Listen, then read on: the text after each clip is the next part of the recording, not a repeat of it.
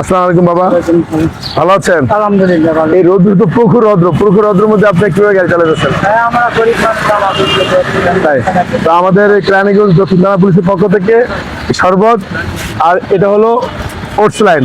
এই oats line আছে, দৈনিক একটা করে খাবেন যাতে আপনাকে ক্লান্তি না আসলো। শুক্রিয়া, আলহামদুলিল্লাহ, হ্যাঁ? বহুত শুক্রিয়া। বহুত শুক্রিয়া, ঠিক আছে, যান। আর আপনার বয়স কত? 55। এই রোদ্রের মধ্যে গাড়ি চালাতে কষ্ট হচ্ছে না? কত টাকা ইনকাম করছেন আজকে? তাই তো রোদ্রে তো মানুষ ঘরে থাকতে কষ্টকর হয়ে যাচ্ছে। এটা হলো আপনাকে জুস আর এটা হলো ওটস লাইন। ওটস লাইন আপনাকে দুই একটা করে খেয়ে নেবেন, ঠিক আছে?